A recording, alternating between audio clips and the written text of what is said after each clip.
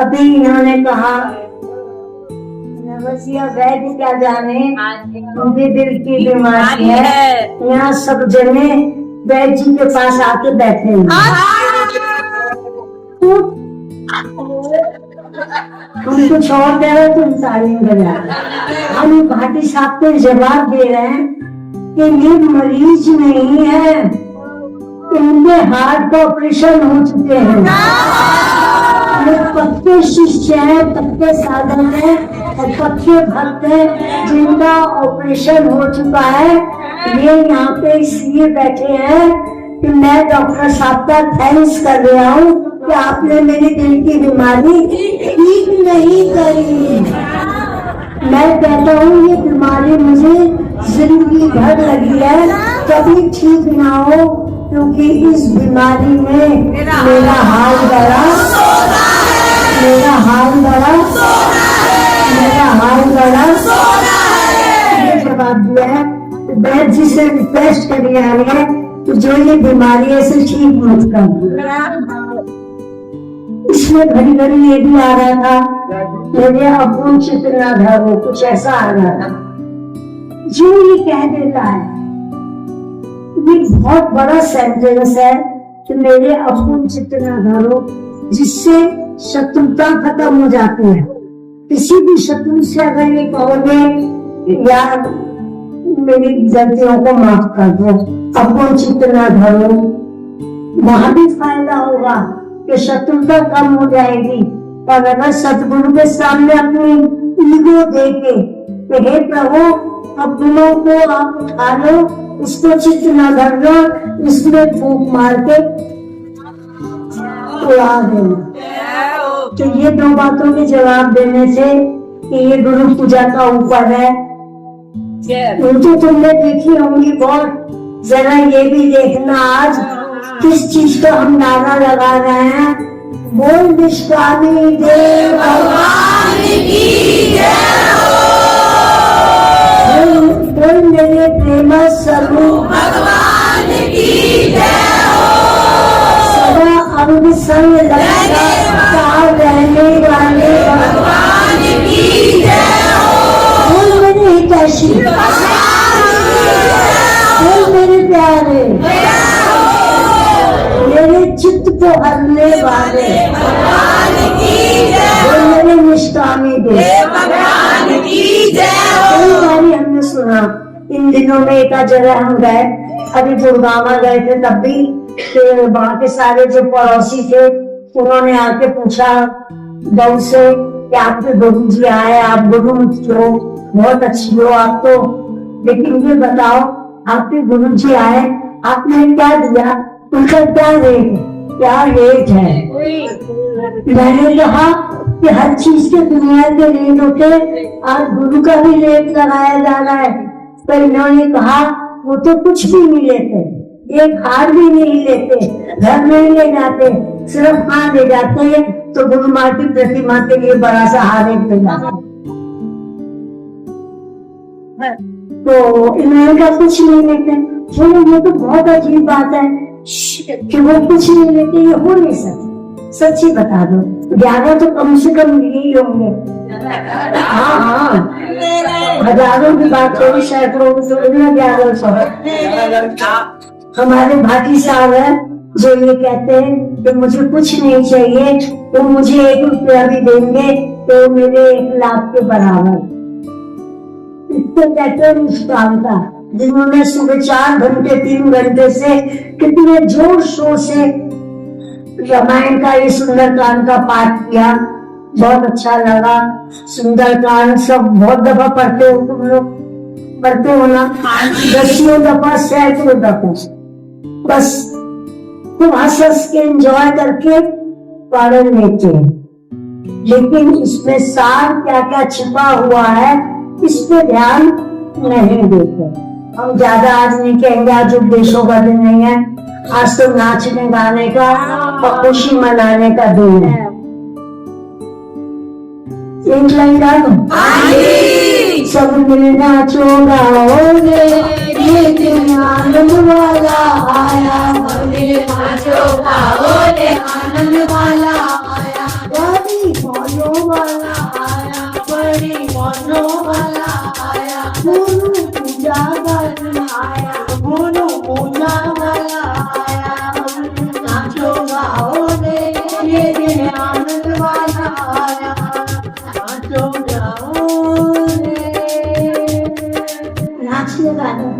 Action में है। आज गुरु पूजा का तीसरा उत्सव है जो यहाँ मना रहे हैं, जो गुरु माँ की 13वीं जगह है शाहपुरा। तो प्रेमियों, सुंदरकांड की 2-3 महीने में आपसे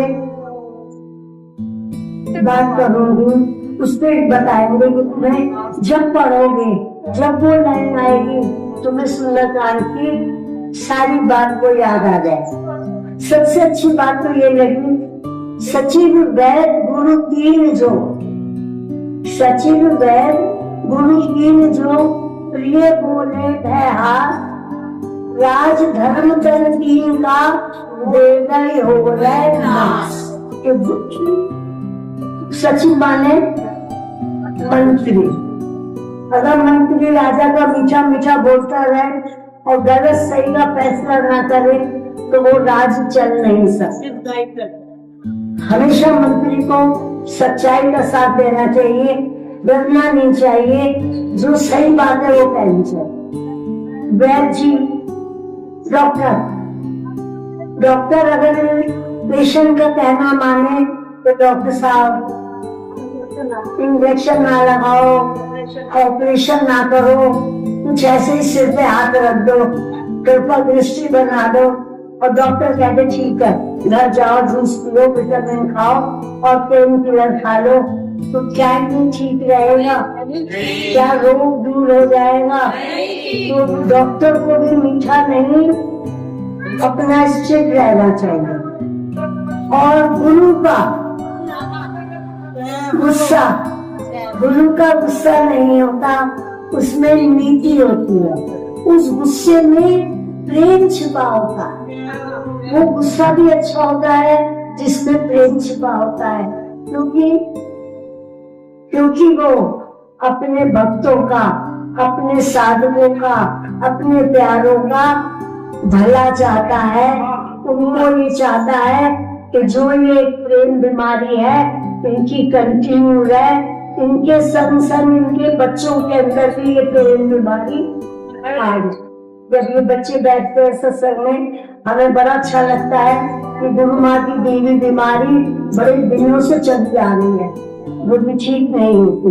तो सचिव वैद गुरु तीनों को मीठा नहीं बोलना चाहिए, सही बोलना चाहिए, सच बोलना चाहिए, डरना नहीं चाहिए। एक अभी एक लाइन आई थी भाटी साहब, कपि की ममता पूछते सदन कहे समझाए, तेल बोली पट बांध के बाबा देव लगाए। क्या मतलब हुआ? ज्यादातर सब लोग यही सोचते हैं, रावण के दरबार में कहा जा रहा है कि भैया कपि को ममता पूछते होती है, इसमें आग लगा दो तो ये हनुमान जी जल जाएंगे, भाग जाएंगे और इन्हें तकलीफ होगी। हमने नहीं सोचा, हमने सोचा ये तो एक कथा का पार्ट है। ये लंका में जाकर जब हनुमान जी गए तो उन्होंने दूध जलाई, उन्होंने बदले में लंका जला दी, ये कथा है। लेकिन इसका सार हम तुम्हें यही कहेंगे कि जहां जहां पे इंसान की ममता फंसी होती है, जहां जहां पे मैं मोह फंसा होता है, वहीं पे हमें आग लगानी।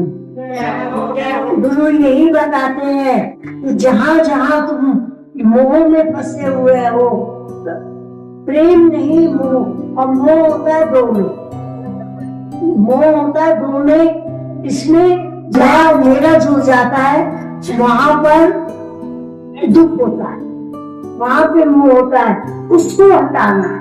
अब हॉस्पिटल में जाके सैकड़ों दुखी पेशेंट पड़े होते, उठा नहीं जा रहा, उनसे सबसे है करते हुए पल्ला पकड़ के आगे निकल जाते हैं। और जहाँ अपना बेटा होता है, जिस कमरे में अपना होता है, हाय कैसा है तू, हाय मैं तो बहुत चिंता में हो रही थी, कहाँ दुख हुआ उसे?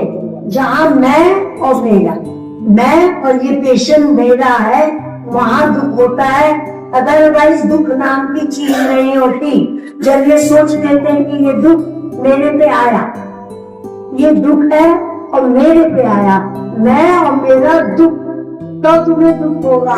अगर ये सोचोगे ये भी एक रामायण का पार्ट है, ये भी एक मेरे जीवन का हिस्सा है जो ईश्वर की मर्जी के आगे हम टाल नहीं सकते। तो कपि की ममता पूछते हैं, तुम्हारी ममता जहाँ जहाँ आ रही है वहीं से उसको तोड़ना है।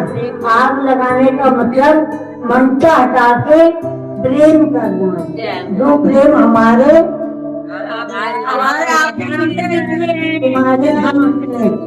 वही प्रेम है, मोह नहीं है। हमारे अंदर प्रेम है। जिधर भी लोग घुमाते हैं हमें सब अपने ही रखते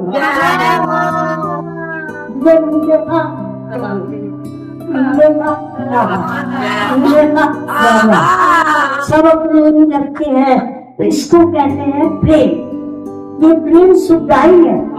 इस प्रेम में सब अपने होते हैं और मोह में, ममता की पूंछ में सिर्फ मेरा घर, मेरा परिवार, वो ही होता है, मेरे बच्चे, मेरा दुख, मेरा। आपको कितना दुख है? अरे यार तेरे पे दुख आया है और किसी पे नहीं आता, सब पे दुख आते हैं, लेकिन तुझे मैं मोर का दुख ज्यादा लगता है। दूसरे का कान से सुन के कहते हैं आजकल बहुत जमाना ही है, अपने दुख की वक्त जाकर जमाना ऐसा आ गया नहीं। तो हमें ममता काटनी है, प्रेम को और बढ़ाना है, ठीक है ना? ये दो चीज। और एक आया था और दिन, कुमति सुमति सबके उड़ रही। इसमें अभी ये बोला था इन्होंने, कुमति सुमति सबके उड़ रही। अच्छाई और बुराई दोनों चीजें इंसान के अंदर है।